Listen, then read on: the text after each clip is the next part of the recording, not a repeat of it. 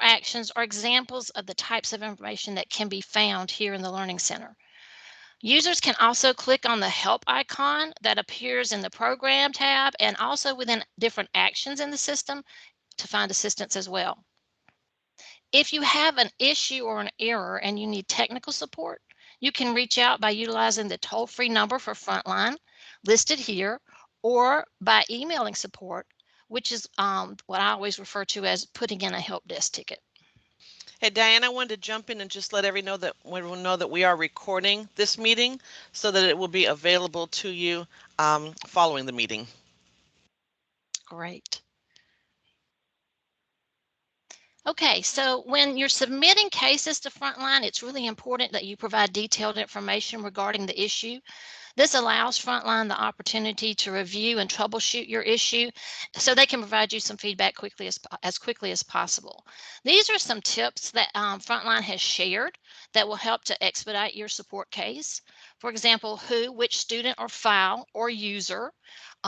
They recommend that you provide student number instead of name for security purposes, and you provide the user's name and the school location. And then the what? What were you doing when the error occurred? Give the steps. If you see a support code on your screen, it's great if you can provide that information. And also if you can provide screenshots, but remember to redact that PII before you send it to them. If you were inside of Enrich, where were you? If you have the URL from your browser, you can use that to help them, and the support folks can go directly to where you were. And then when did the error occur? And another important thing is to know, is this happening with one user or multiple users? Or does this happen at different schools or like just on one computer? So this just really gives them some detailed information to help them to go on when they start researching your issue. So in July, we had a product released. Some changes were made to that homepage orb, and this will now display plan names, and counts instead of just the status. These numbers that you see will directly reflect what is in your current summary report. This is really an update that users have been requesting for a long time because the previous status counts were not an accurate reflection of the actual summary report. So as a district administrator, this will give you a quick reference to how many students currently have active plans in your district and what percent of students have each type of plan. This was first rolled into your staging environment and then into your production site. Just one thing that I would remind you of, as students leave or exit the district, they will most likely continue to be counted here until their special education programs are ended in the system. So when you need exact numbers, it's always best to run an IEP enrollment report and then review your data. We also had several configuration updates that went out this summer. Electronic signature functionality has been added to more items in the system.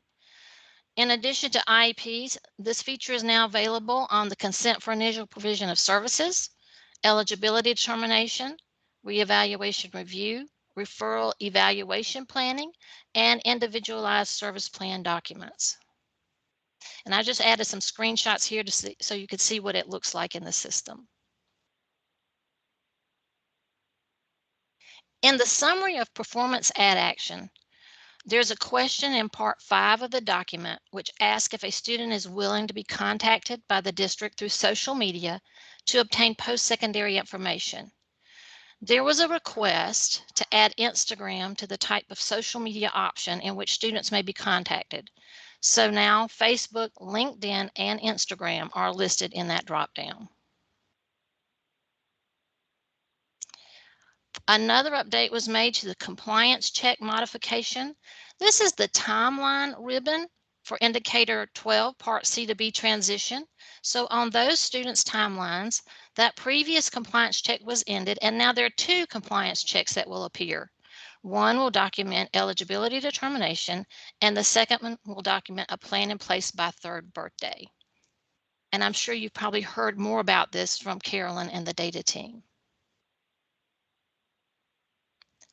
We've also had an update in the outcomes section for the consent for initial provision of services. This will help us to accurately reflect those parentally placed private school children. In the previous outcome section, we had consent received and consent refused for in special education. Now we've added the option consent received, parentally placed private school child, ISP, consent not applicable, eligible, parentally placed private school child with no ISP, and consent refused, parentally placed private school child.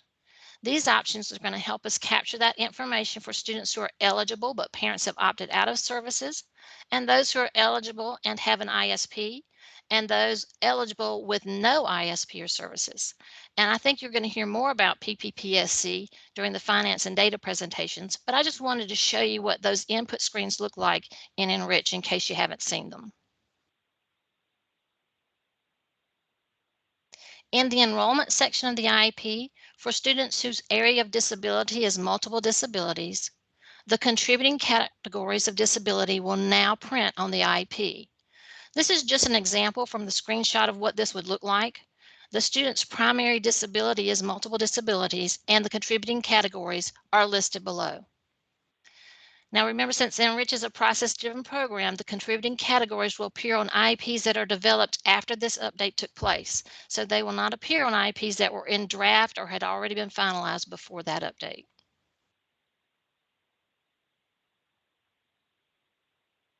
And then for assessment participation, a link to the guidelines for allowable supports for the KRA were added to the input sections of the early childhood and school-age IEPs, along with a reminder that the KRA must be administered for all kindergarten students within the first 45 days of school, and accommodations used in daily instruction indicated in the accommodation section of the IEP will be allowable during testing.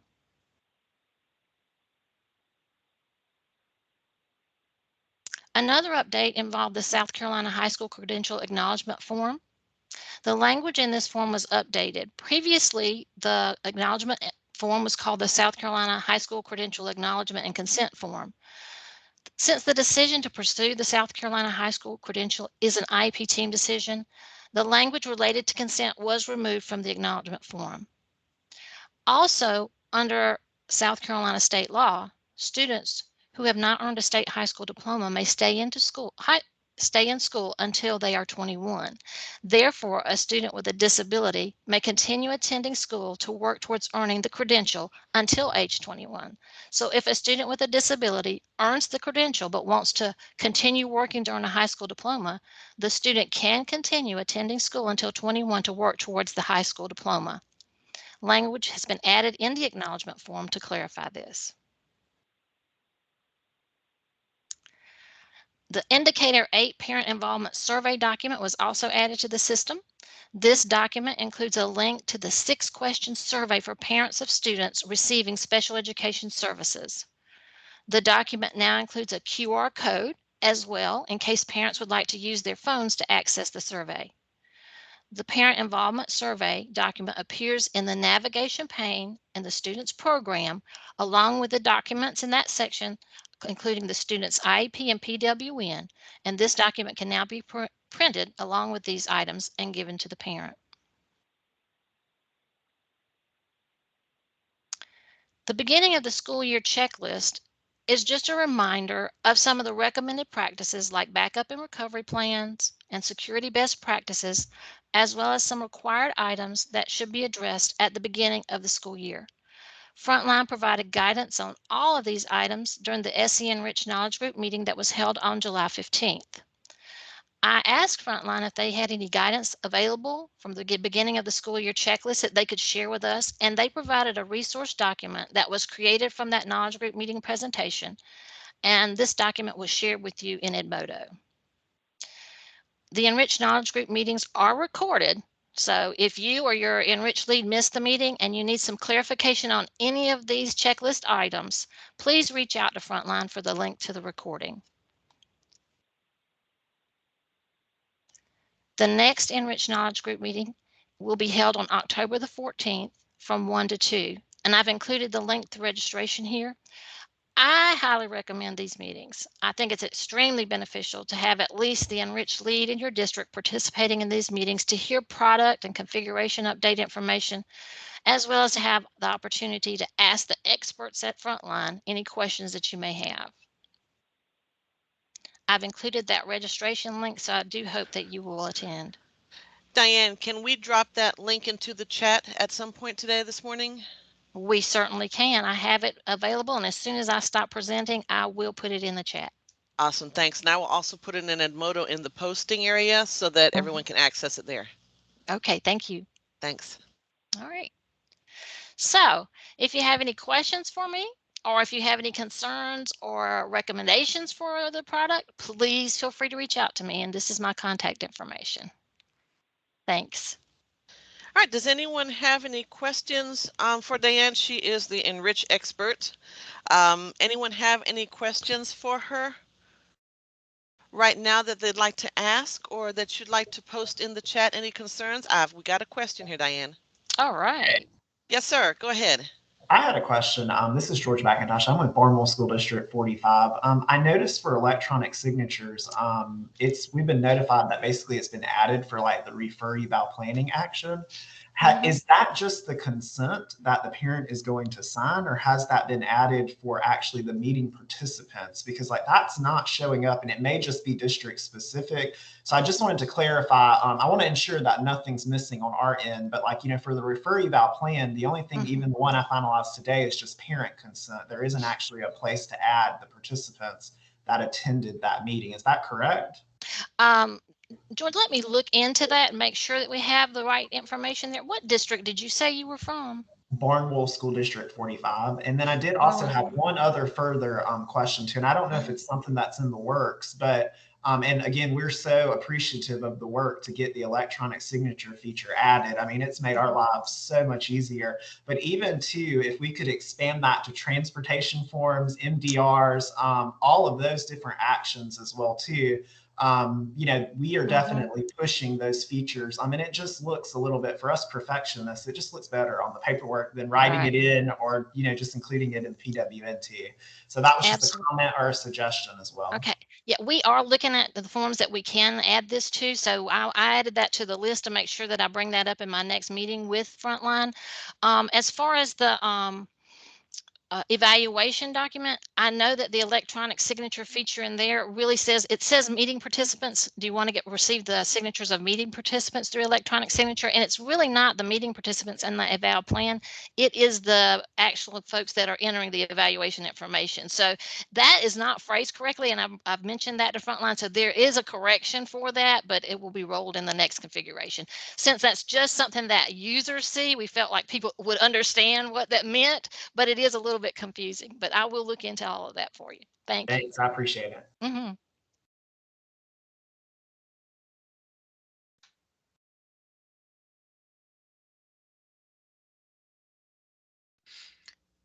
Lisa, you're muted. Didn't hear that coming out. Okay. Anyone else have any other questions? Any comments? If you think of some as you're processing this information, feel free to drop it in the chat. We'll make sure that Diane gets a chance to attend to that. It is so good to see. We've got 57 folks on here. It is so good to see old and new directors. Tell you, seasoned directors can lend a lot of experience to some folks who have just moved into this position. So we're hoping we can lean on you to share some of your knowledge and your wisdom. Diane, that was great. Thank you so much. Thank you. All right. We are going to move on. After we do our finance updates, we are going to take a little bit of a break so everyone can get up, get some oxygen and stretch. But right now I have for you Michelle Williams-Young. Lisa, yes. I'm sorry if I can interrupt you. Is it okay if Carolyn goes first with the data update? If Carolyn is fine with that. Okay. Carolyn, did you all come to an agreement there? Yes, that's fine. I'm flexible. I know you're flexible. All right. That's awesome then. So we have a change in agenda, everyone. Carolyn Bostic, our wonderful data team lead and Part B data manager, is going to go ahead and move forward with her information. So Carolyn, I give you control of the screen. Sure.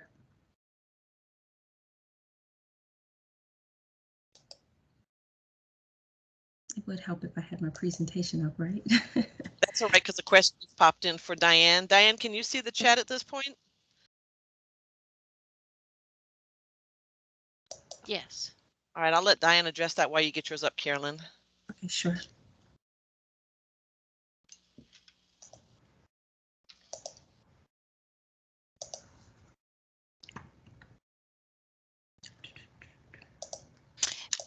And Carolyn, I apologize. I thought that we had set up our little order. I am prepared to go now. If you're, I am. I just thought that when we talked last week, we were going. It's fine. It's not a problem. Okay.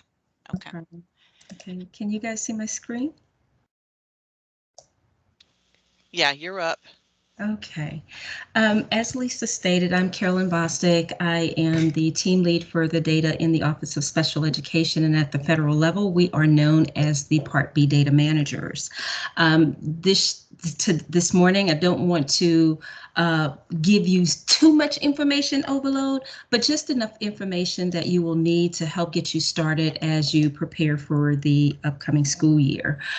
We will talk about all of the major reports that you are required to submit to our office. We'll talk a little bit about challenges, things that you might experience as you are as your district is completing these reports and submitting to our office. Okay, I did change the order just a little bit of the presentation. Some of you may have seen this presentation on Thursday. We met with the data reporting managers and gave an overview, and this is a more condensed overview than what you may have heard on Thursday. And that is solely because the information can be overwhelming at times, and we want you guys to be able to dissect the information as we present it to you. So we are going to have smaller chunks of meetings for data reporting. Oh, here we go. The first thing I want to remind districts, it's not on the slide, but please, please, please be sure, Diane referenced this earlier, protect your students' information. And we know that when we're on these calls, we have a tendency to multitask. And as you're multitasking, I please, please plead with you that you protect your students' information and do not unmute yourselves as you are having a sidebar conversation. We had a misfortunate incident last week where during the recording, a district unmuted themselves and spoke about a child during the call. So unfortunately, we will not be able to post that recording on the website.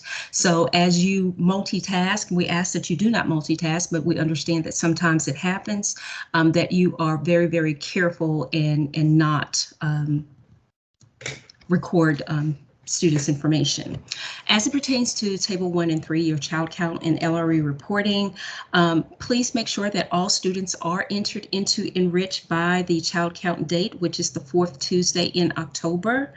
This is not a submission date, it is a snapshot date, which means that all of the students on your report must be entered into Enrich in order to be included on the report. The report includes students ages 3 through 21, and as I stated, it is a snapshot of the students receiving special education and related services as of that date. The report is due the first Friday in November. That is your submission date, which is November 5th. Okay, in looking at the LRE, which comes out of the child count report, your least restrictive environment. I did include the definition to this indicator. We did have a change during last reporting year where students who are 5K can be included in your school with your school age population. So that is a change from many, many years ago of reporting where 5K are now included with your school age environment. And for your early childhood population, it is 3, 4 years old and 5-year-olds that are not pre-K, that are pre-K, that's included in your early childhood population. So that's 3, 4, and 5-year-olds in pre-K, and that is the trigger. And I highlighted that in red because that is a reporting change from what you were accustomed to. We took a lot of time last school year trying to get that right. So hopefully this time around it'll flow a whole lot smoother. We also have a new component to the early childhood, which is looking at the students that's reported in the home environment. Now, it's not new on the LRE Child Count Table 3 report, but is a new reporting requirement that we're submitting to the federal government. Carolyn, can I pop in for a second? Is there a way for you to make the screen bigger? Some of us, and I'm pointing right at myself, are old, and we can't read that. Oh. So is there a way to make it bigger, please? How does this part look? Because I went into presentation mode. Yeah. Is that better? That's a little bit better. That's yes. a little better. Okay. Yes. Thank you. Sure. Let's see. It doesn't like presentation mode for some reason, I guess. Okay. But nonetheless, we'll carry on. We do have some reporting change to the LRE codes, which are the state codes. These codes impact the validation component that you will see on the PowerSchool side of things. It does not impact anything that happens in Enrich, only on the PowerSchool side of things. We've provided Enrich with the updated state codes, and I met with Level Data on yesterday, and there's some more changes that needs to happen. So I will be providing you guys with an updated version of the LRE state codes for your records and for your use.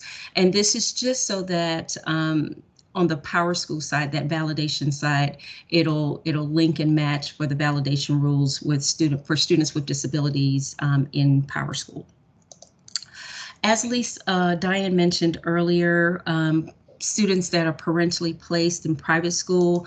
This is a new report within Enrich, and this report is to assist districts in completing the proportionate share calculations for their annual LEA IDEA grant application. This is a submission for all districts, and it is submitted within Enrich, and it is due the first Friday in November of 2022. Because this is the baseline for this report, you will collect the reports this year, and as the year proceeds, I want to think maybe in June we'll ask for a couple of districts to submit their reports to us, just so that we can check the report to make sure it's capturing the information correctly as intended. A student is eligible under IDEA if he or she has been evaluated and determined to have a disability by the IEP team. This may include children who've been evaluated under the general child find requirements, children with disabilities who are in public schools and transferred to a private school or began homeschooling, children in private school settings who are identified through child find. Without documentation of these determinations, the LEA cannot count the student as an eligible private school student. Okay. This is a cumulative report, so it will include data from previous years. As I stated earlier, this is the first year, so there will be no previous data to include. Identification after that will be captured in next year's report. Hence, the first submission will be the first Friday in November of 2022. Students found to be eligible are continued to be counted until they meet one of the following 4 criterias. That is, if the student ages out, the parents refuses evaluation or reevaluation, student is reevaluated and determined to no longer qualify for equitable services, or the student graduated with a diploma.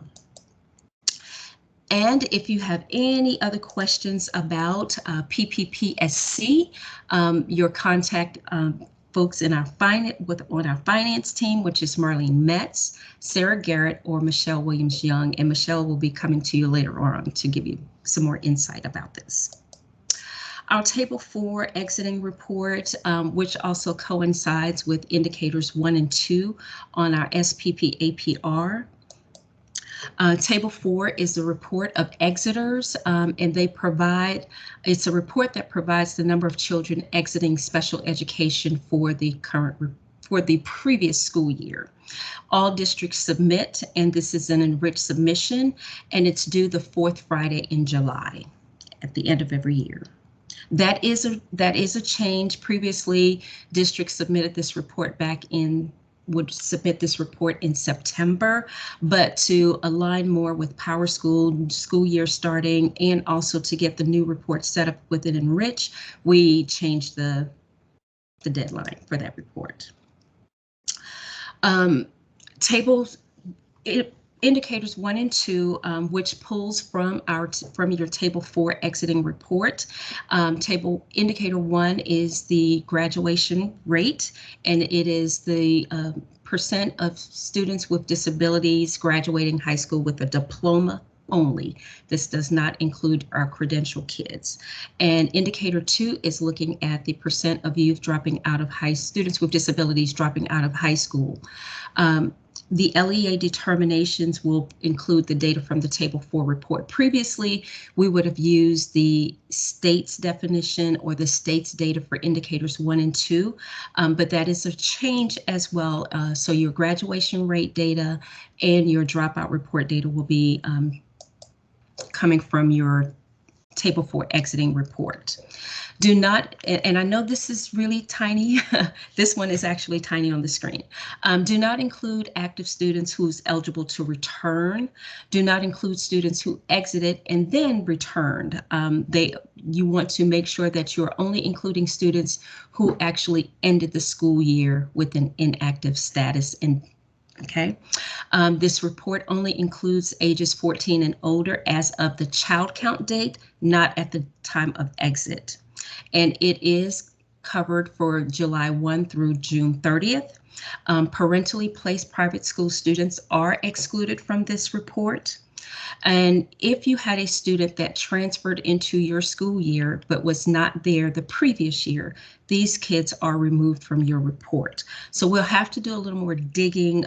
As it stands right now, I do not believe that Enrich is configured to take this into account as one of the validation rules. So we'll have to have some conversations on the end at the time of submission to make sure that the correct students are actually included into your report. Okay, this is an unduplicated count of students, so we do need to search for students across the state as well and make sure that those duplicates are resolved. Okay. The valid exit reasons for Table 4 are students transferred to regular education, graduated with a high school diploma, received a district certificate or high school credential.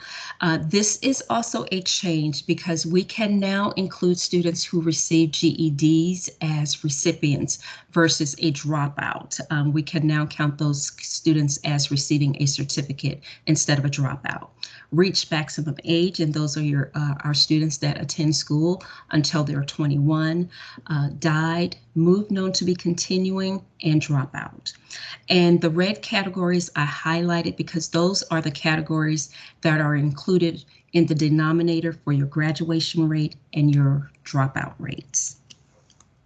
Okay. Our Table 5 report, which also coincides with indicators 4A and 4B, it is a beast. It is a beast.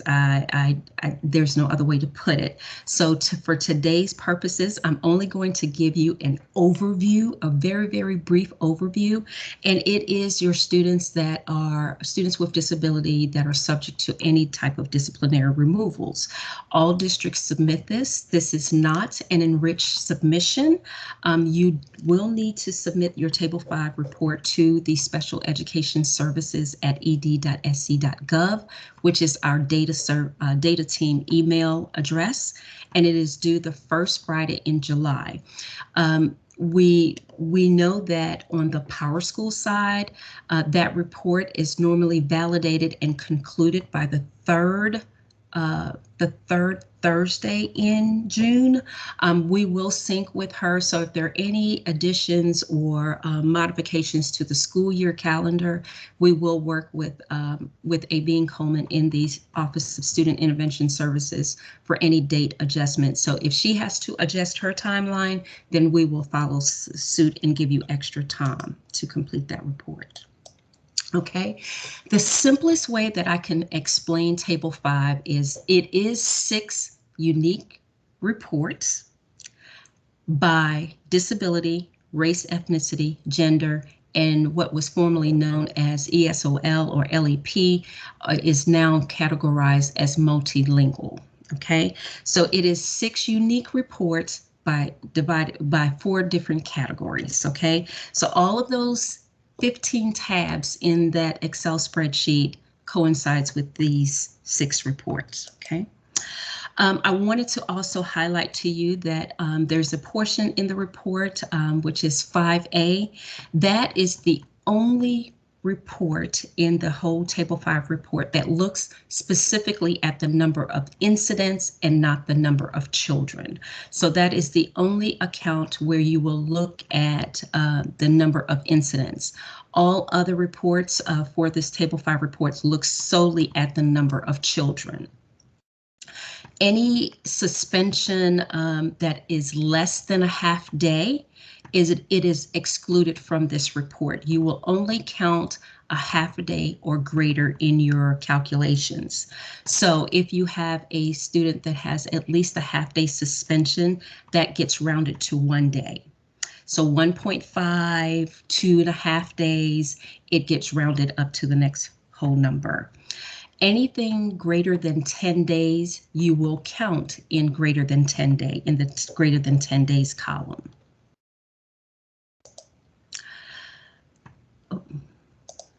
For the purpose of this, for indicators 4 and 5, which pulls from your Table 5 report, it is to fulfill the federal equity requirements to evaluate the extent in which students with disability in each racial ethnic group disproportionately receives long-term disciplinary removals, okay? Only those districts who are identified gets followed up with next actions.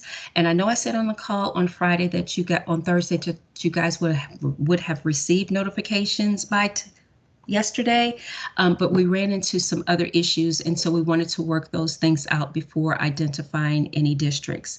The submissions for those identified districts would be a self-assessment that is returned to the data services email address. And I will also tell you that you will get notification for the 2021-22 school year in May. So it's going to be really quick because the notification that you're going to be receiving if you are an identified district will be for the previous school year. I just wanted to make sure that I tell you that. Okay, it's 4A. It is all districts included. There are no subgroups, so all districts could potentially be impacted by 4A indicator, which is looking at those instances or occurrences in suspensions greater than 10 days. Okay, 4B is the same as 4A, but by race ethnicity, and 4B is a compliance indicator. So either you did or you didn't. For the rates of suspension, like I said previously, we're looking at, we're trying to determine if your district had significant discrepancy in the rates in your suspensions for students with disability greater than 10 days. And 4B is by race ethnicity.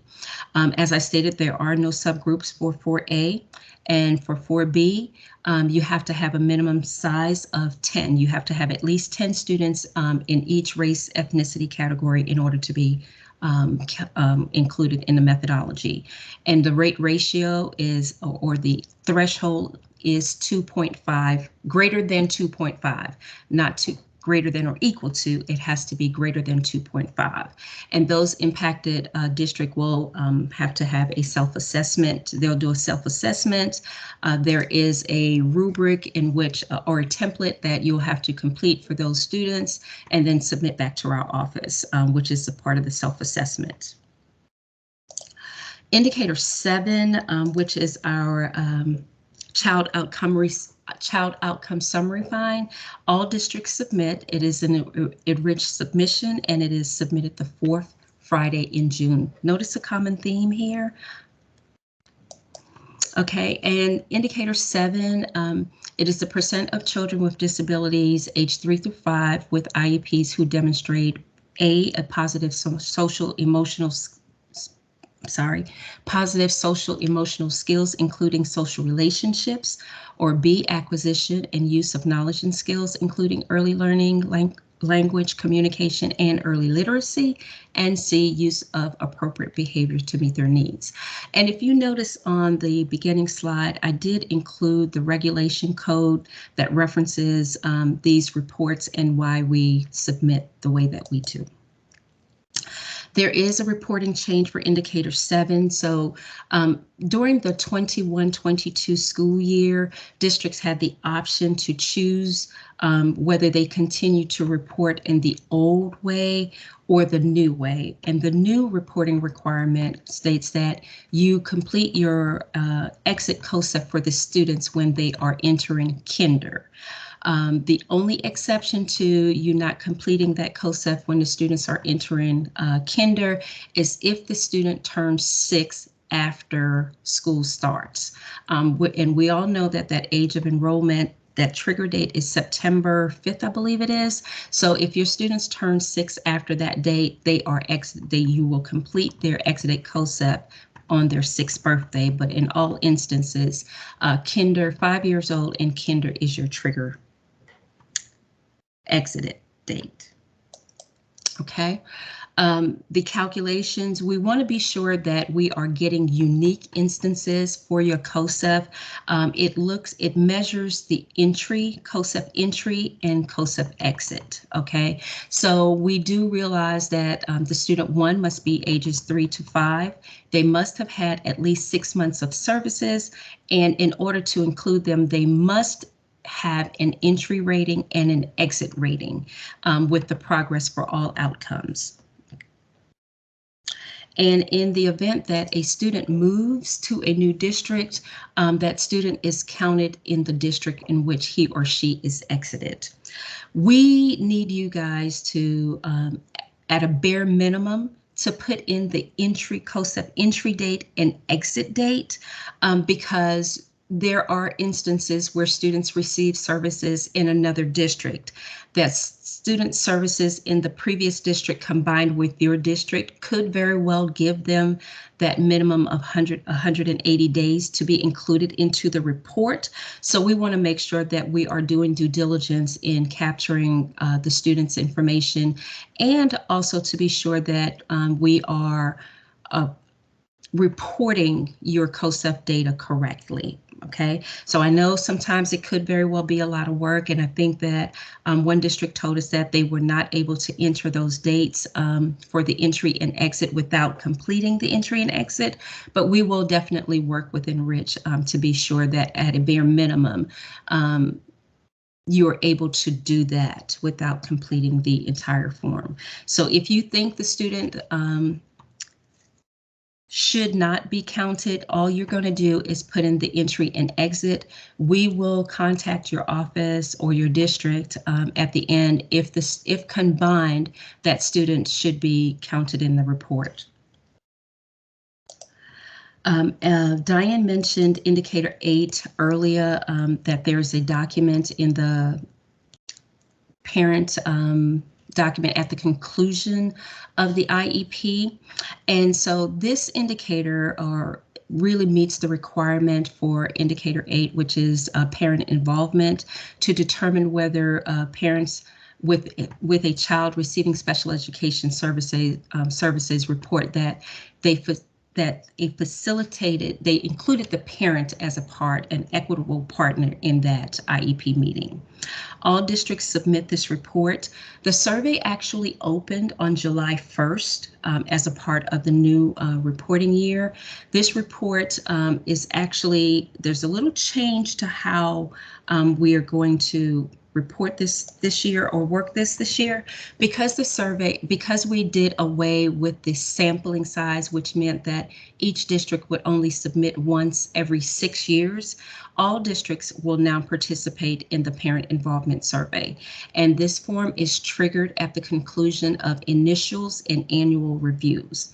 The survey is available in English and in Spanish, and just as an end-all, catch-all, we will have districts to submit their Indicator 8 report to us May 6th. This will give our office an opportunity to reach out to those families who have not completed the survey as one last option to complete the survey before the school year ends. The survey actually will close on June 30th, so we're hoping that within that last month that will be enough time to capture any students or any parents that have not completed the survey or missed the survey early on in the year.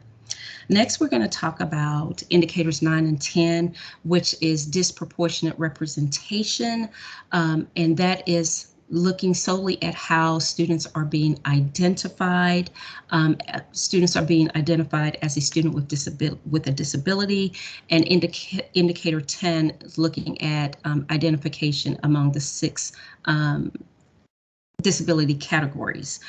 This, similar to indicator 4, it is there is a self-assessment component to it, and it only impacts those districts that are identified with a threshold of 2.5 or greater. And this will be due the second Friday in May. Indicator 9 is disproportionate representation. Is there disproportionate representation among of racial ethnic groups due to inappropriate identification of students with disability?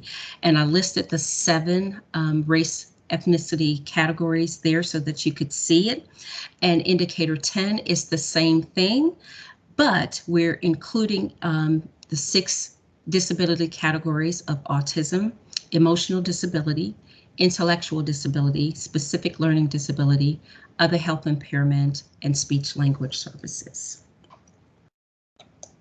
Once again, if you meet the threshold of 2.5 or greater, you will be notified to complete a self-assessment in which our office will review with you, and then you will complete the template and send it back to our office. Okay. Indicators 11 and 12 are compliance indicators, so either you did or you didn't. There are some exclusionary reasons, and we'll talk about that a little later. Indicator 11 is the 60-day timeline. Was that child was the evaluation completed within 60 days of the parent signing the consent? And indicator 12 is looking at students referred by Part C prior to the age of 3 who are found eligible for Part B services and have an IEP developed and implemented by their 3rd birthday. All districts submit. It is an enriched submission and is due the 4th Friday in July. If in the event it is overdue, please be transparent. You want to make sure that you are entering comments that led to the evaluation or the event being overdue. Parental delays require specific dates and actions in order to get that credit for that. Be sure that you have it documented and it is in your records somewhere that you can get to very easily if you have to provide additional information about it. Please proofread your comments. And please make sure that you do not add students' names into the comments because this information is shared with others in the office. So you want to be sure that you are not entering students' names in the comments. Okay. Valid delay reasons for indicator 11 includes the parent revokes consent to the eval prior to the end of the 60 days. The parent repeatedly fails to produce the child for evaluation, applicable in a virtual setting only. In all other instances, the child should be in school. And the third reason, valid reason for delay, is that the child transferred during the eval and the new LEA and parent agrees to extend. We cannot give credit for holidays, fall, winter, summer, spring break, waiting on outside evaluations, the weekends, the child is absent, and COVID. And we have an asterisk beside COVID because the districts will not take the hit for COVID overdue reasons, but you must state how COVID impacted you from completing that evaluation on time. We as a state will take the hit for COVID and have to take the hit for COVID when we submit our data to OSEP. I did want to include what valid delay reasons for indicator 12 would be, and that would be if the parent revokes consent to eval prior to the 3rd birthday, and the parent repeatedly fails to produce the child for the evaluation, and Part C fails to sends the referral late. Once again, holidays, winter break, summer break, those things that we once allowed as a valid delay reason are now considered invalid and will count as a penalty on the district. So we definitely wanted to be sure that we talked to you about that and you would know ahead of time. This was actually implemented mid-year during the 2021 school year. So just wanted to reiterate that at the start of the year so that you're off to a good start. For indicator 14, our post-secondary outcomes, this is basically the report that tells us what the child is doing 1 year after they graduated high school. And it is the student that's included on this report would be the students that exited in June of 2021. All districts submit this report. It is an enriched submission and it is due the 3rd Friday in February, which is the 18th. This report looks at the percent of youth who are no longer in secondary education and had an IEP at the time they left school. It has 3 measures. Measure A is whether the student is enrolled in higher education within 1 year of leaving. Measure B looks at students who are competitively employed or enrolled in higher education.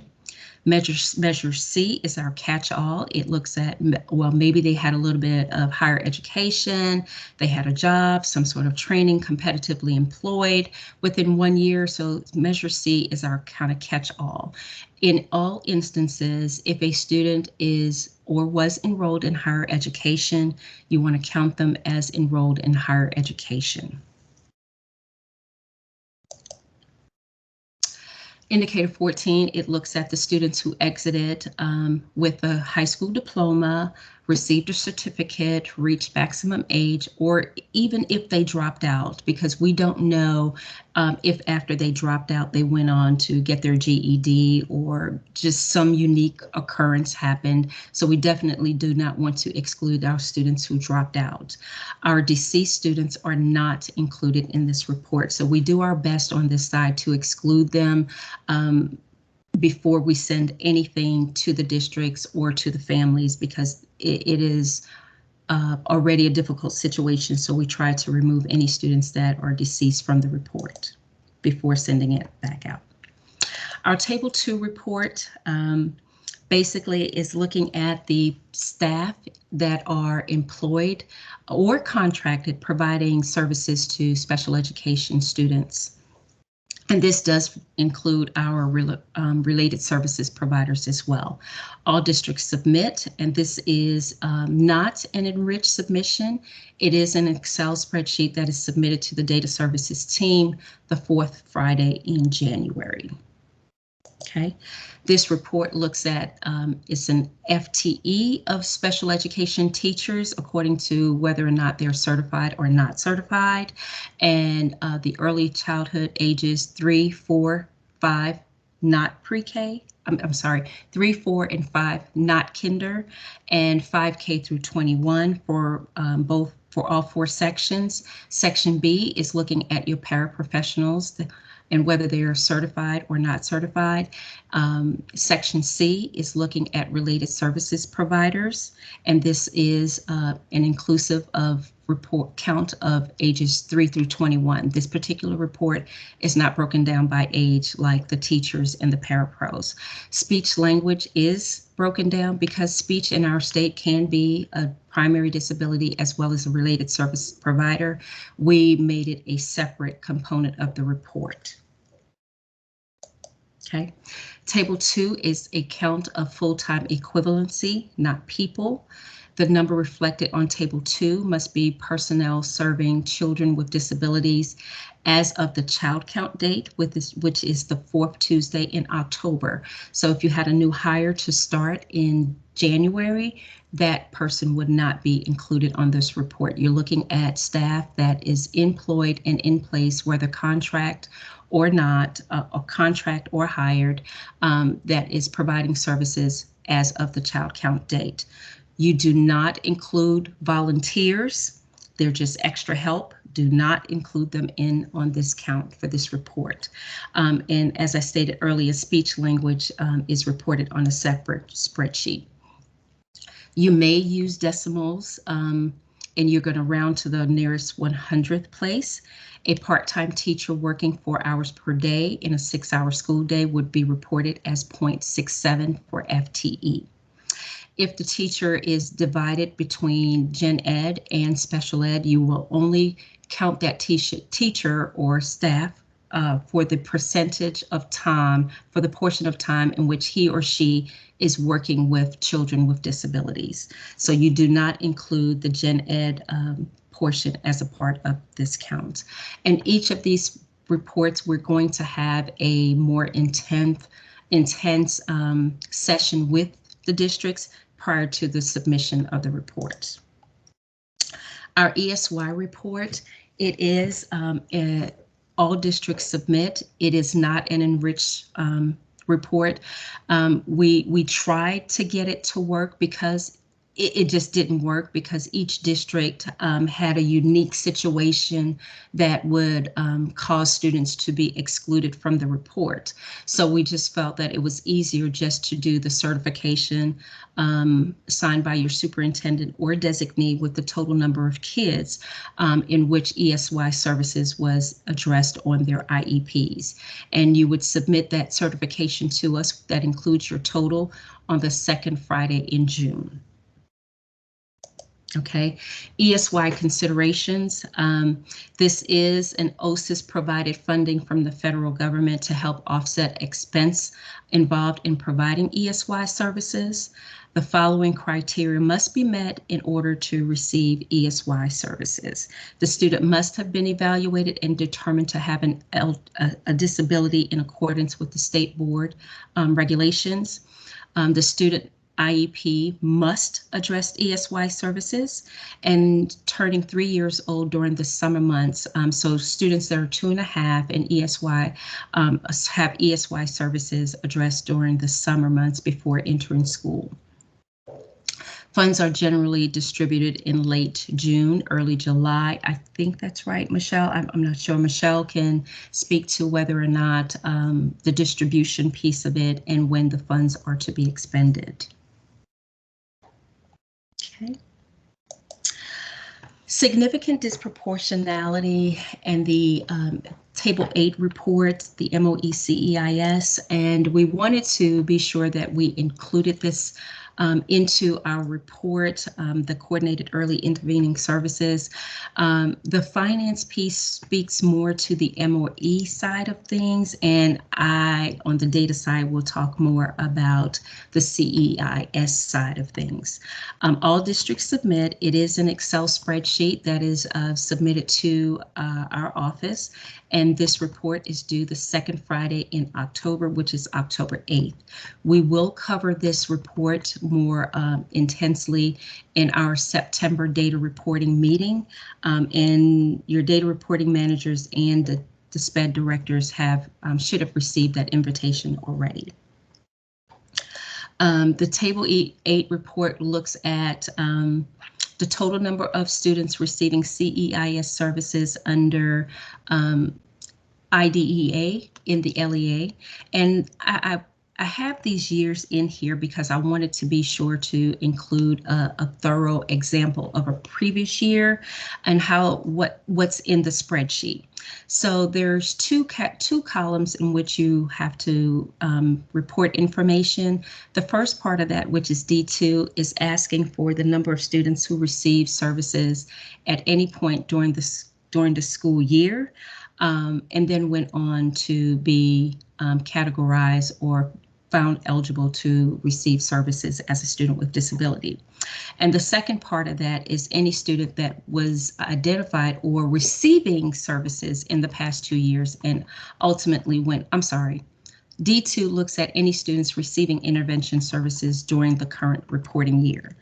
And D3 looks at any student that was receiving intervention services in the previous 2 reporting years, in addition to the current year, and ultimately went on to be counted as or identified as a student with disability receiving special education and related services. Okay, it is an unduplicated count, and it's important because this information is reported with our significant disproportionality information. So we want to be sure that we are reporting students accurately in the correct place. I know in years past, we have not done a very good job. Our office have not done a very good job about covering this report with you, but we want to be sure that we do give you important information about this accurately because of the CCEIS component of it, and districts having to set aside or being required to set aside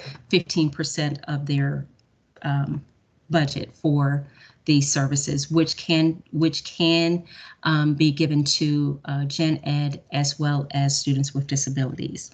And generally, a risk ratio greater than 3.0 for discipline and 4.0 for identification and placement will trigger a required expenditure of CCEIS funds and applicable requirements.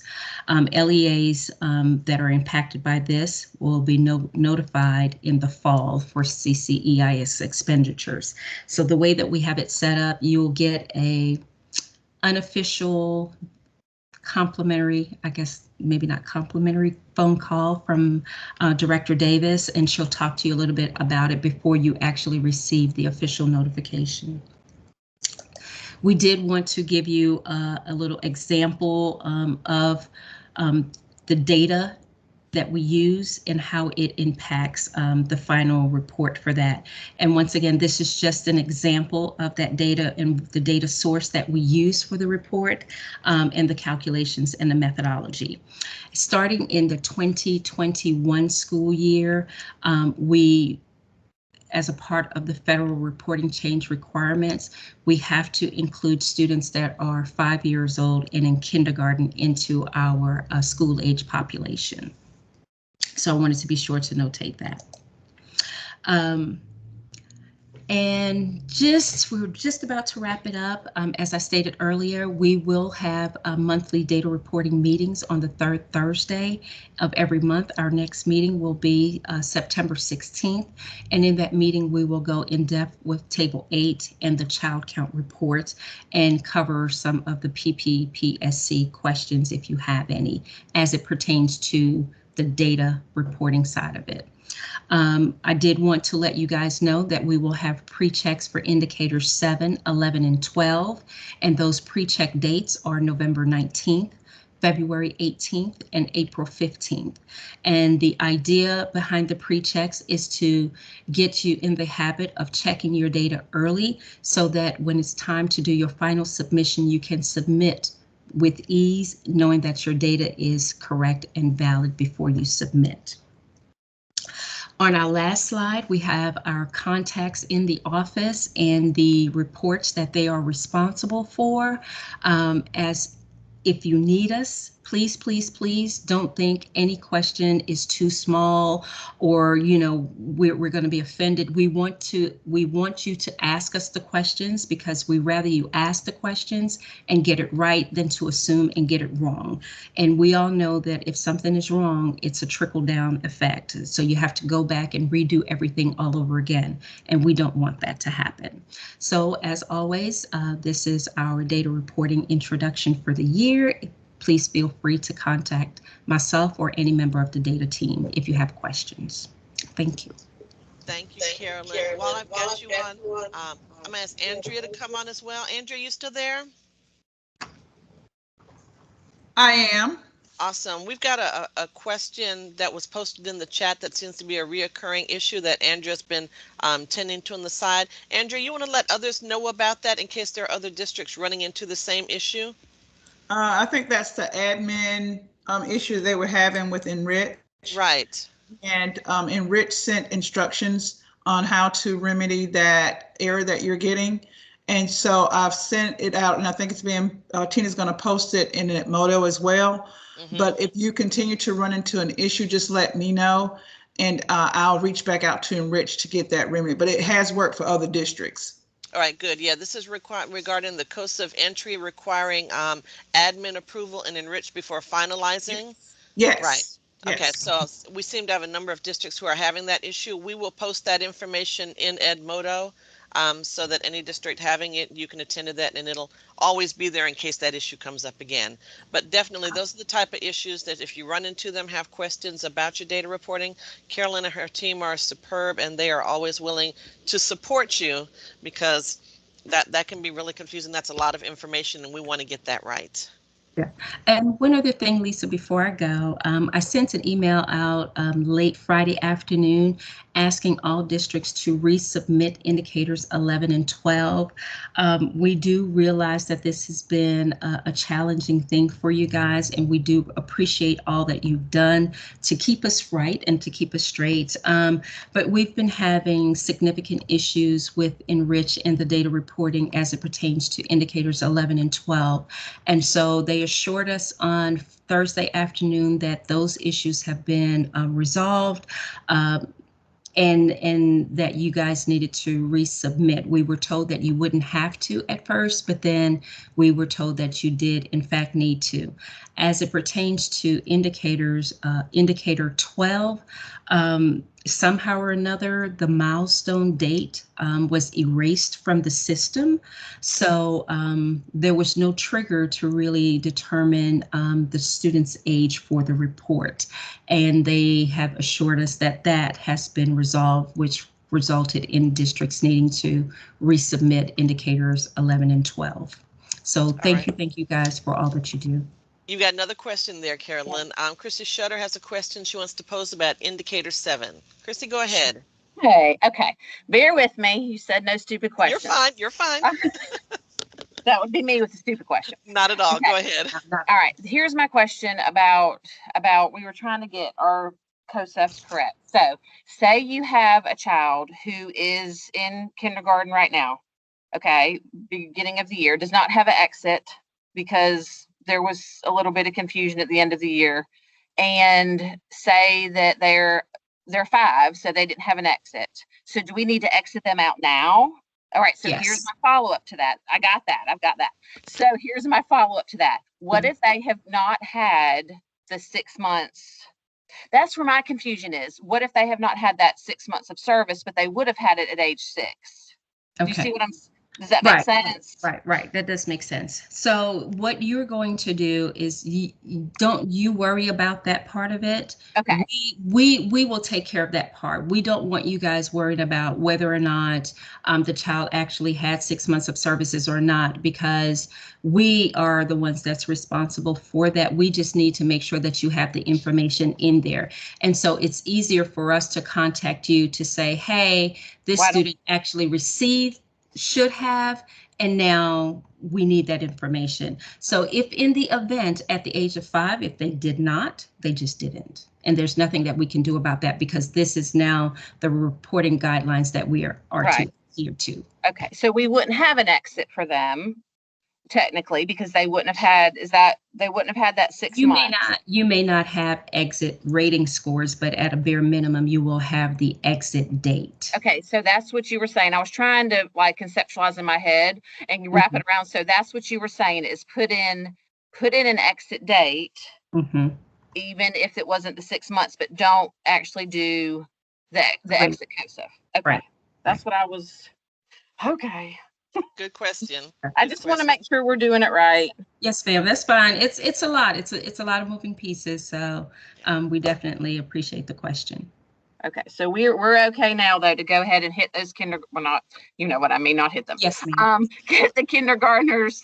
Okay, and go ahead and do those exits, and then just stay with that path from here on out. Yes, because ma'am. 5 is now considered school age. That's just weird. Okay.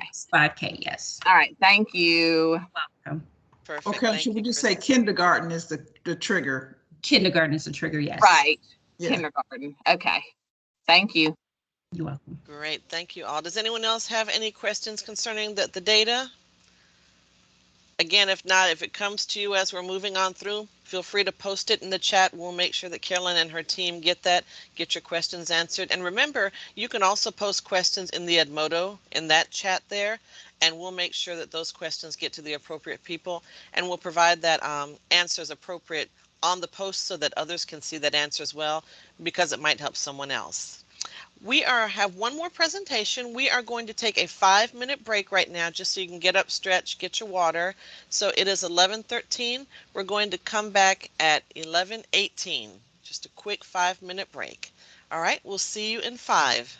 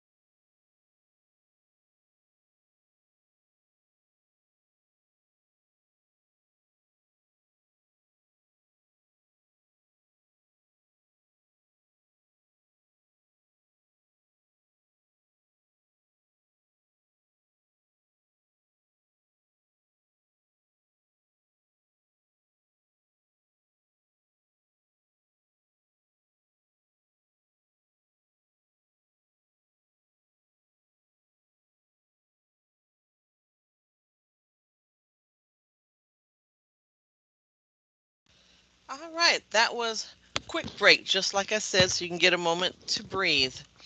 Before we jump into our next presentation, I'm going to share my screen with you. A lot of folks will shoot me an email asking where can they find the resources after the meetings.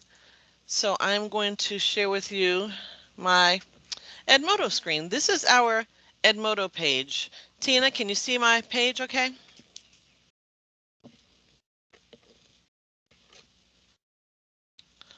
Yes, but I can't find my dang unmute button. We'll work on that. This is our Leadership Academy page, and as you can see, some folks have already posted, and this is where we can have that ongoing conversation. In order to find the resources before and after the live sessions, you're just going to go right over here to your folders. Click on that, and I already have the August folder posted. And in it, as you can see, are all of the presentations that have the pre-information that you needed to get ready for today's meeting. It also has that document that Diane talked about, that Back to School Enrich Guide. So all of those, they're printable, they're uploadable, and this is also where we will post the recording of this meeting. And any changes, any of the presentations, I believe Carolyn said they had a couple changes in there. Any changes or any new information or resources that you may need will also be posted in here for August. So and we'll each get month, the COSF stuff uploaded to that spot too. Exactly, COSF will be there. So this is where you will go to when we have our September meeting to find the pre-work that you need to get prepared for that meeting as well. Again, if you need that page that has the join information, the code and everything to get in, please make sure you email me and I'll be sure that you get a copy of that. All right, if we are ready, then we're going to move forward into another very relevant presentation. We have Michelle Williams-Young with our finance team. She is our lead there, and she and Marlene Metz, I believe, are going to be presenting this portion. So Michelle, take it away. Thank you so much, Lisa. And Tina, can you see this okay? Perfect. Okay, well, welcome to the exciting stuff, the finance part. But honestly, we feel that it is important that the special education directors have a good fundamental understanding of all of the finance responsibilities that your district has, as well as the CFOs. So just know that we're here to assist you through all of this. It's a lot in a good day, but in the pandemic, it's become even more so. We are here to provide assistance when needed. So I'll go ahead and get started. So this is a look at our agenda. We'll start with the overview. I'll talk a little bit about IDA funding, tell you about the responsibilities of fiscal responsibilities that your district has, talk about the grant application, maintenance of effort, that requirement, the excess cost requirement, parentally placed private school children. We'll also talk a little bit about allowable costs, fiscal monitoring, and a few other fiscal topics, as well as COVID-19. I would like to let you guys know that, again, we're just touching on the surface of most of these topics. We will have in the fall, we already have planned a more in-depth PPPSC session in September, a more in-depth maintenance of effort, the compliance part of that, in November.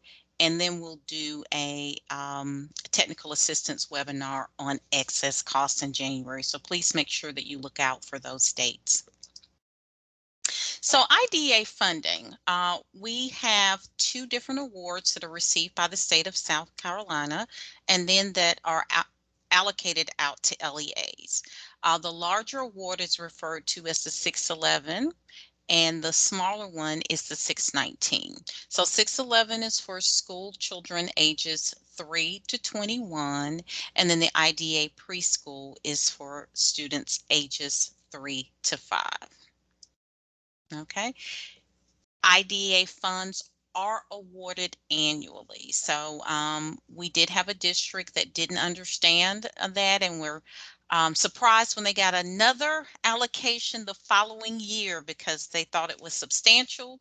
But at any one point, you could potentially have 3 open grants, which actually makes it six if you look at it as 611 and 619.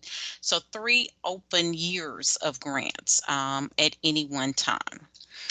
IDEA funds are forward funding, meaning that LEAs receive the funds about July 1, even though the fiscal year begins, or the federal fiscal year begins October 1. There's a 12-month carryover period, which is allowed for unspent funds. Therefore, you have 27 months to expend IDEA funds. IDEA funds can only be expended on allowable activities and only if the LEA meets other requirements, including the maintenance of effort and excess cost requirements. Unspent funds are reallocated among other LEAs. Okay, so understand the use of fiscal year. The federal fiscal year is different from the state fiscal year, and that can be confusing. And I do know that I myself was working with a district, or actually a couple of districts this week, regarding an understanding of the state fiscal year and the federal fiscal year.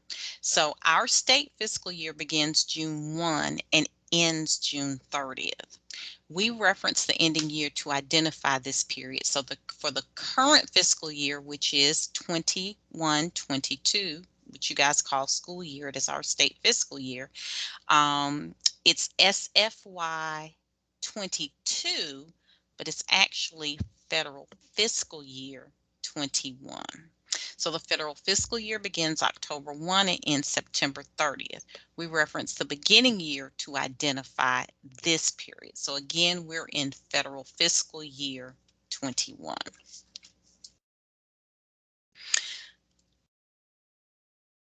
Let's see. So IDEA is federal funding, is forward funding. In most cases, we are referencing the state fiscal year because that's the way we budget and expend the funds. It is helpful to be specific to avoid confusing. So in our office, we don't just use FY, we use either SFY or FFY to try to be clear about what we're referencing. Okay. So as you all know, that we receive an additional pot of money called American Rescue Plan funds, or ARP funds. So these funds were awarded due to the circumstances created by the global pandemic. They are considered a supplement to regular IDEA funds, and they must be included when calculating proportionate share and, if relevant, mandatory CCEIS. This may be included when LEAs want to implement voluntary CEIS or take the MOE reduction. But again, you must be eligible to take the MOE reduction. For SFY 22, LEAs that serve students ages 3 to 21 will have 4 awards, 2 for 611 and 2 for 619. And we basically term those the regular IDEA and then ARP IDEA funds. We just like to remind you of our FIFO rule, first in, first out, which basically means you exhaust the oldest grant available before recording expenditures against the next grant. So as you can see at this time, we have 5 different grants open. Okay, so because we received a waiver on FY19 funding, and then we gave out supplemental funding for that grant as well, there are 5 different grants open at this time. 3 of those grants will be closing on September 30th. So those are the FFY19 regular IDEA 611 and 619 funds, the FY19 supplemental funds, both 611 and 619, and then the FY20 IDEA 611 and 619 funds. Okay, so here's a quick look at the LEA fiscal requirements. You must submit signed terms and assurances as well as complete an application. You must provide documentation of maintenance of effort. You must submit, again, the IDA application. You must allocate funds for parentally placed private school children.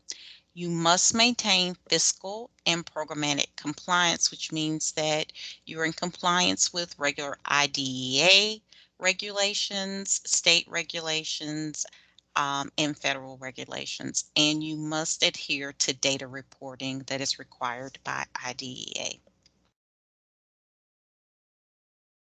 Okay, so the FGM applications, most of you guys have submitted your applications. We're through the process.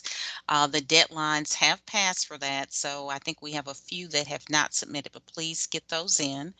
There's a two-phase process. The first phase is assurances and certifications that are collected to determine that the LEA is eligible to receive IDA funds. Again, they become available July 1st of each year. The LEA cannot claim expenses that occurred before the submission of a substantially approvable application. Therefore, it is essential to submit this data on or before the deadline set by the Office of Special Education. So the deadline for all application material for us was August 20th. So that included the first phase, which was the terms, assurances, and conditions, along with the MOE eligibility spreadsheet, as well as the an excess cost assurance. Okay, so terms and conditions, here's the link to that. These must be signed by the superintendent. Excess cost was an assurance which is accepted for eligibility purposes. Excess cost data for 2021 and subsequent years will be collected each February after completion of the LEA's single audit. For MOE eligibility, you enter the budgeted MOE figures for 21-22, and that was the first phase of the application process. The second phase includes the GAN. I believe you guys received everything except the GAN. That process, there was some uniform grant guidance changes that necessitated our grants office to update the actual GAN and the spreadsheet that feeds the GAN. So that has taken a minute. Right now, we're in the home stretch. We have received 3 out of the 4 packets of information that include the GAN. I looked this morning, the final 611 award for ARP is in the home stretch. So we're hoping to get that out of our agency routing tool today and get those out to you, but you will be receiving those this week. Also included in the application, which you should have already submitted, is PPPSC evidence of meaningful consultation, the MOE adjustment application, if you choose to take that, CEIS, CCEIS, the participant support document, capital outlay description for prior approval, and your budget totals. Okay, maintenance of effort, and I'm going to turn it over to Marlene Metz to discuss MOE. Okay, thank you, Michelle. As Michelle's already mentioned, we have several focused presentations that we'll be doing in advance of these reports. So I am going to limit what the discussion today to just the overview of some of these IDEA specific requirements. And I say that because you will hear other programs talk about maintenance of effort or excess cost or equitable services. We have to keep in mind that whatever we do under IDEA must meet the program rules for our specific award under IDEA. Title I has different conditions.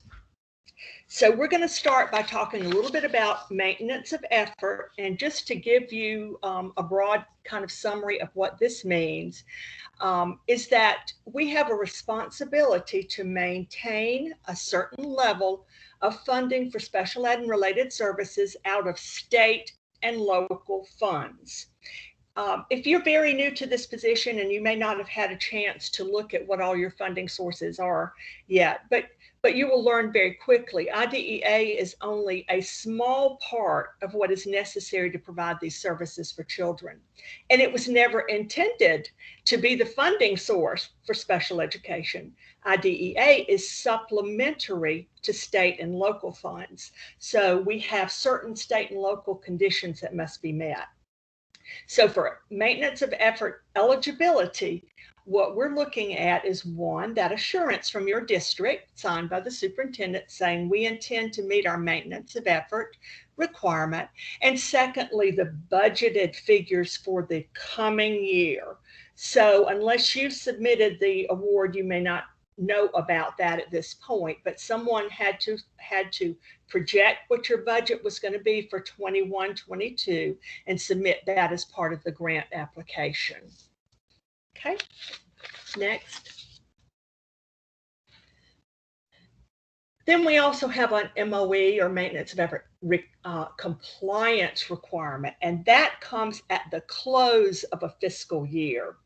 So since 2021 has yet to close and be audited, we can't look at that at this moment for compliance, but you as districts need to be looking at that. Compliance should never be something that we have to wait till the end of the year and cross our fingers and hope that we met.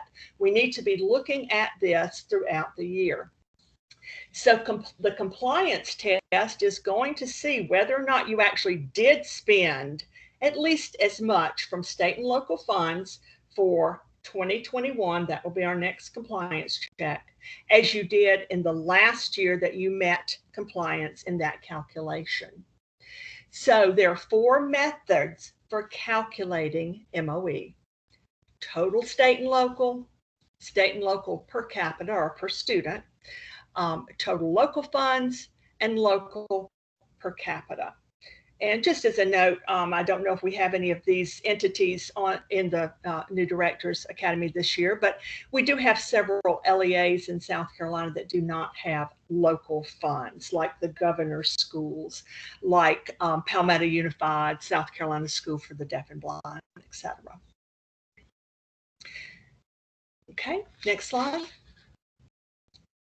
There are some exceptions that can be used when a district may have difficulty meeting their maintenance of effort requirement.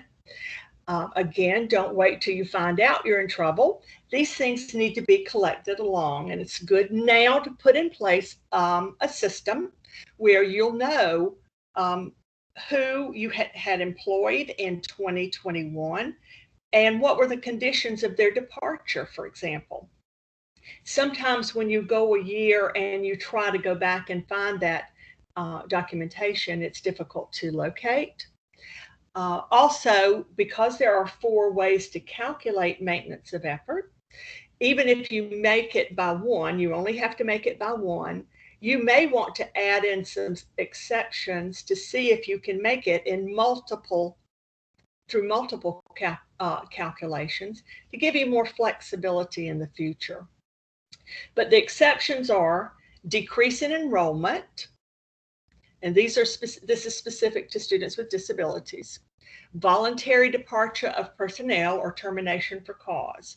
So things like we've lost revenue and can't afford to continue this position, that is not an exception. It's only that the person either decided to leave on their own, or you had a right to terminate that person for cause. Completion of a long-term expenditure, and that's an example. For example, if you were doing some capital equipment and you needed to pay for it over 2 or more years. I don't think we've ever seen that as an exception. it would be rare. And the determination of the need for costly placement. Let's say, for example, you have a student who needs a residential placement out of state and that student graduates, then that becomes an exception that you can take. And the exceptions actually come off your maintenance of effort and lower that threshold. Okay, next.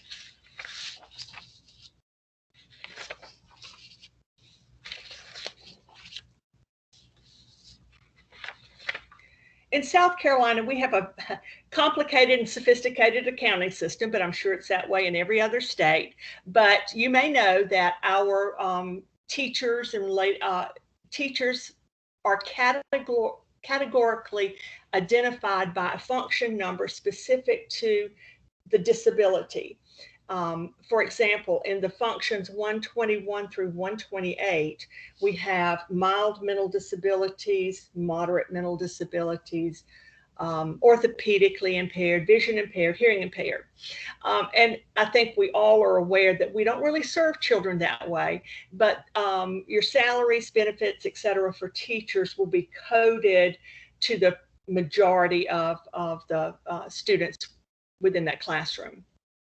Related services are a little bit more difficult to pin down sometimes because their functions might be used for other services as well. For example, 213, function code 213 is often used for occupational and physical therapy, but it might also be used for your school nurses. So we need to make sure we can separate those expenditures out when we want to charge them or count them as part of our maintenance of effort. Okay, Michelle, we'll go ahead.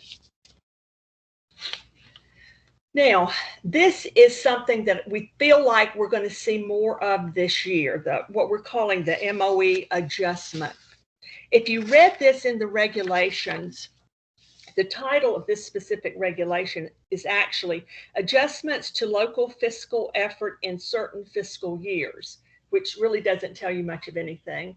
And it's usually called the MOE adjustment or the MOE reduction. And it's not available to every district. There are certain criteria. First of all, you have to establish that you've received more IDEA funds this year than in the recent prior year. And that's going to be the case for every district this year because of that additional ARP funding. So every district will meet that first criteria that they're receiving more money. To go forward, though, they've got to meet all the criteria to receive a grant. They must have meets on their most recent determination, and they cannot have been identified as having significant disproportionality. And then the MOE reduction allows the district to reduce their state and local support by up to 50% of the increase. So if by adding your IDEA or regular IDEA 611 and your new ARP 611 together, and you have an increase of $100,000 over last year, then you could take a $50,000 MOE reduction. Okay, go ahead.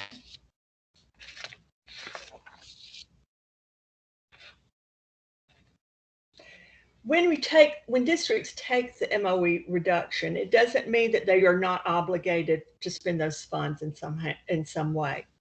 The reduction, and my example was $50,000. That amount of that reduction is called freed up funds. And now those freed up funds are available for the LEA to spend on other activities that would be allowable under the ESEA, but not on special ed and related services. So what we are anticipating that more districts are going to show an interest in this particular flexibility this year because of the additional ARP funds. Okay, excess cost is another of the big IDEA specific requirements. And as I mentioned earlier, IDEA funds are supplemental. So the first thing we must prove is that we have spent at least as much on average for a child with a disability as we did for all pupils on the average. After that point, then you may use IDEA funds. Okay, Michelle, go ahead. We do have a calculator that we use. The next time it's due is going to be January of 2022. And we will be monitoring the compliance end of 2021, but we will have some more training on that. So I'm going to kind of advance forward a little bit, and let's go to Friendly Place Private School Children. And actually, Diane and Carolyn did such a wonderful job with this. I'm not going to spend a whole lot of time on PPPSC. But the reminder that I would like to give you as directors is when we are calculating our proportionate share of your IDEA funds, and as Michelle mentioned, this year, that's going to be your regular IDEA plus your ARP funds. We calculate the proportionate share. The number that we use is for all eligible children, whether or not you are providing them with equitable services. So that's what typically is difficult for districts, because we had not had a way to maintain those, and it is confusing. It's very confusing between this and what we report for the 618 child count. But just keep that in mind, that we need to capture all eligible children to calculate that proportionate share. Okay, and let's go straight on through, Michelle, over to CEIS, if you would.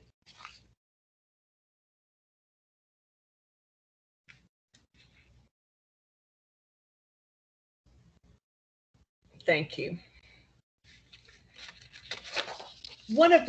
One piece of flexibility that you do have as a district is to use up to 15% of your IDEA 611 and 619 combined, that's your large grant and your preschool grant combined, to allocate for CEIS related activities if you are not a district that has been identified with significant disproportionality.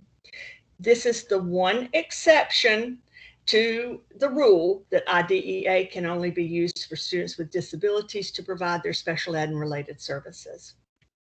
So CEIS is voluntary, and even though it's used from 619 and 611, the purpose of it is to provide intervention or additional academic and behavioral supports to non-disabled students in grades K through 12, with an emphasis on K through 3. In other words, even though you're using some 619 money, you cannot design a CEIS plan for 3, 4, and young 5-year-olds. So we ask for that plan in your application, and it's going to have to address a couple of things like grade levels, projected numbers, and projected participation. So that's the voluntary side. Now we're going to talk about the mandatory side, and Carolyn has already talked about this a good bit in the data part. Is there are some districts who have been identified as having significant disproportionality, either in the identification, placement, or disciplinary removal of students with disabilities. Those may have already been identified at this point, but that 15% now becomes a mandatory requirement. It will be implemented in next year's grant award, though. Being mandatory, 15%, the expenditures must be approved by OSIS. You'll have a plan, and there will be someone there that'll work with you on that. So we don't spend time in the FGM and the finance arm looking at your plan for that, because it's already been vetted by the program staff. I think I've already mentioned that. Okay, you can go ahead to allowable cost. So in this piece, we're going to talk for just a minute about what is allowable under IDEA. And I have addressed that, you've got the big federal requirements that have certain allowability requirements. Now we have to hone into what's allowable under IDEA. You'll learn lots more acronyms now that you're dealing with IDEA finance, because we have to look at EDGAR and UGG and other federal requirements as well.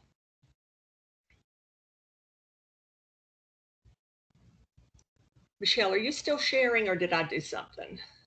Okay, I got it. I'm sorry. I clicked off my screen. Okay, so IDEA allowable costs are going to include a lot of things like staff salaries and benefits, supplies and materials, equipment, purchase services, transportation, and other items necessary pursuant to an IEP. And when we see these expenditures put in your award, we're going to want to know that these are not just teachers, but these are special education teachers, special education paraprofessionals, that kind of thing, to make sure that we can say these are allowable under IDEA. Okay. This is just another example that comes up quite a bit. Computers for students. If you are buying new, if your school is buying new computers for all classes, then you're buying new computers for all classes. You do not prorate and take a percentage of that out of IDEA. However, if you need a very specific device for a student with a disability, that would be an excess cost and would be allowable. Go ahead. Okay. District administrators and superintendents, can they be on IDEA? No. The only administrator that can be on the IDEA budget would be a special education director, coordinator, whatever your administrative designation is. And one of the things I think it's always important to go back and mention is that you can be in compliance with MOE, excess costs, all of these fiscal compliance, but if you're not providing FAPE to every child in your district because of a fiscal issue, then you're not in compliance. So that is our bottom line for answer for every question, regardless of whether or not that's a program issue or fiscal issue. It's for the provision of FAPE. Okay, Michelle.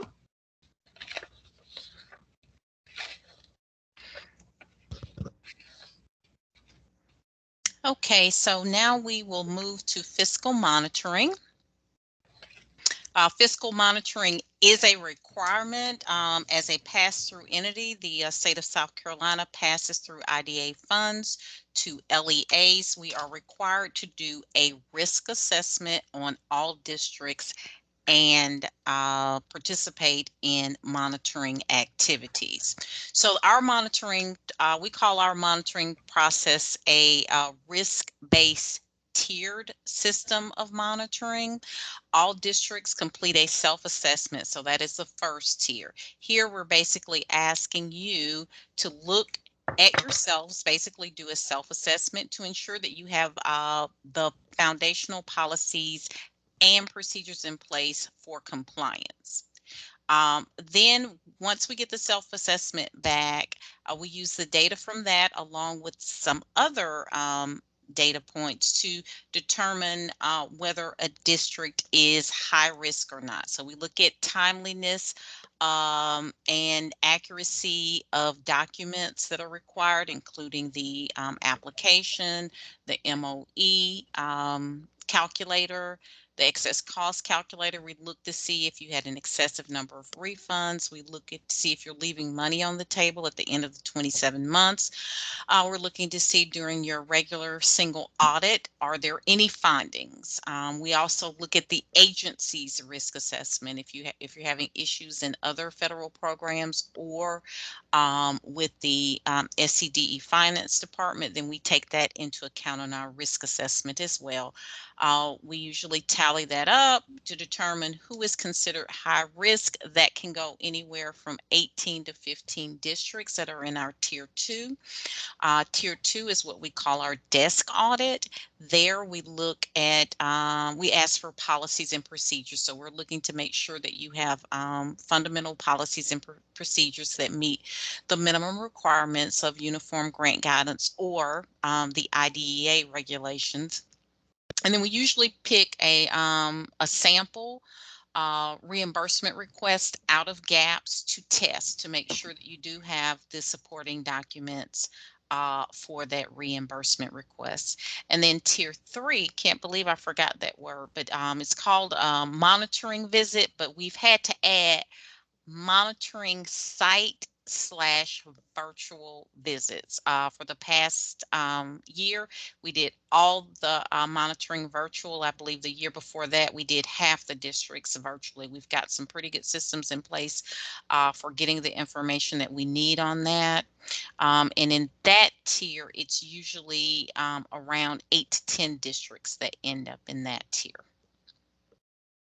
Okay, so we've already talked about the risk assessment. We've talked about the audit, our desk audit, and then on-site virtual. I didn't forget to add the virtual here. But I do want to talk a little bit about a few other fiscal topics, but I'm going to turn it over to Marlene to talk really quickly about financial aid. And ladies, I'm giving you the 5-minute warning. Thank you. Okay. We hear you. Financial aid is something that OSIS does as an option. It's not required by IDEA, but OSIS does cost share for certain residential placements. So you might want to look in your district to see if you have any that would qualify. Those are residential placements made by the IEP team because that's where the child needed to be to receive his special ed and related services. There's one exception to that, and it's kind of unique to our state, and that is Pine Grove Academy in Kershaw County, located in Kershaw County, but it has a private school component, and that is where many of our children are placed by state agencies such as DSS and Department of Mental Health. Okay, next. And we have some timelines in there we need your assistance with. Once you make that placement there, we need to get the information within 15 days. And please be sure to include the IEP that goes along with the placement so that can be reviewed. And of course, contracts, invoices, and whatnot. The procedures will tell you when those are due and how to provide those. And I think we have the link to the updated form there for financial aid. Thank you, Marlene. And then extended school year. So ESY funds were distributed in July of 2021. You have until September 30th of 2022 to expend those funds. Just want to remind you that extended year service means special education and related services that are provided to a child with a disability beyond the normal school year. So that could be winter break, fall break, or what have you, but we are giving you a little over a year to expend ESY funds. Really quickly, our grants accounting processing system is a system where districts basically get their budgets, they get their allocations, they budget their allocations, they request expenditure reimbursements. So it has several roles: grants coordinator, grants finance, and grants accounting finance approver within your district. So make sure you know who those are and who holds those roles and how you can get your budgets approved and expenditures approved through GAPS. Allocating budgets, again, allocating budgets is done through GAPS. Once all the roles within your district have approved the budgets, it comes to SCDE, where our grants administrator approves the budget, and then everything goes to finance for final approval. Okay, we're just going to ask, as Marlene said, that you be very specific when you do amendments and when you put in your information for your budgets with details about what these funds are for. Again, it can't just be salaries. This is not a good example. Or instructional salaries is not a good, if you could just be very specific that it's financial, that it's for special ed, for special ed teachers, what those roles are, and so forth. Participant support costs is pretty self-explanatory. I will leave that for you since we are down to the wire. Again, when you do your budgets, don't forget to include your IDC amount if your district chooses to take that. COVID-19, just really quickly, funds may be used for the dissemination of health and COVID information, may be used to develop an emergency plan, or to engage in activities necessary to resume the provision of special ed and related services. And just reach out to anyone in finance if you have any questions. Quarterly due dates for reimbursement requests are listed here. Important dates for OSIS due dates are listed here. And then here are the FGM contacts with their specific areas of focus. But again, encourage you to please feel free to reach out to any one of us for any questions that you have. We'd be happy to help you. Further, we help you on the front end with questions rather than on the back end. So thank you. Thank you, Michelle and Marlene. That was right on time there. Perfect. Good information. Very good information. All right. We are going to close out on time so that we can let you get on with your day.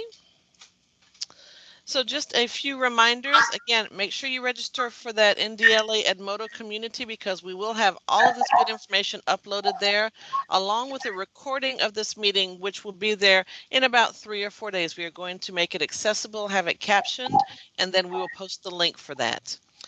You will receive a follow-up survey in your email. Please complete that so you can give us more information on how we can support you, what works for you, what else you need.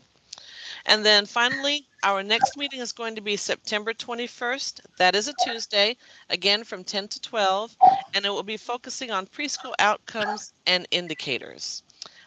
Just so that you start thinking, our February meeting we're going to reserve for things that you feel you need that we may or may not have covered, that you need some more information on. So start thinking of areas where you really feel that you need support so that we can start lining up February so that we can truly make it focus on those last things that you need to finish up your school year. All right. All hearts, all minds are clear. We are going to go ahead and finish up. Thank you, everyone, for all of your sharing your information. Again, if you have questions, feel free to email me or post them in Edmodo. Have a good afternoon, everyone. Bye-bye.